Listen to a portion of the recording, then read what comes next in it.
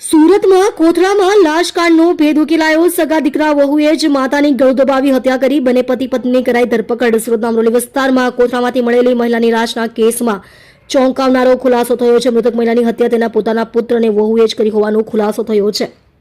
પોલીસે બંને આરોપીઓને ઝડપી પાડ્યા છે. મૃતક અમિતા ખાતુન કોસડાવા સુરતના A2 બ્લોકમાં રહેતી હતી. પ્રાથમિક તપાસ મુજબ પુત્ર ફિરોઝ આલમ અને તેની પત્ની શબાનાએ મળીને મહિલાનું ગળું દબાવીને હત્યા કરી હતી.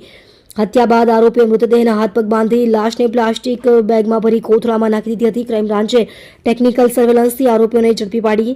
આ ઘટનાની જાણ થતાં જ સુરત ક્રાઇમ બ્રાન્ચની ટીમો તપાસમાં લાગી હતી. ટેકનિકલ સર્વેલન્સના આધારે આરોપીઓ પટના નજીક ભાગી ગયા હોવાની માહિતી મળી હતી. પોલીસ ટીમે પટના નજીકથી પુત્ર ફિરોઝ આલમ અને વહુ શબાનાને ઝડપી પાડ્યા અને તેમને સુરત લાવવામાં આવ્યા હતા. શું હતો મામલો? સુરત શહેરના અમરોલી વિસ્તારમાં આવેલા કોસડ આવાસમાં એક ચોંકાવનારી ઘટના સામે આવતા સમગ્ર વિસ્તારમાં ચકચાર મચી ગઈ હતી. નિયમિત સફાઈ કામગીરી દરમિયાન સુરત મહાનગરપાલિકાના કર્મચારીઓને એક શંકાસ્પદ કોથળો જોવા મળતા શરૂઆતમાં સામાન્ય કક્ષાનો કોથળો હોવાનું માનવામાં આવ્યું હતું. પરંતુ જ્યારે તેને ખોલવામાં આવ્યું ત્યારે અંદરથી એક વ્યક્તિની લાશ મળી આવતા સફાઈ કર્મચારીઓ પણ દંગ રહી ગયા હતા.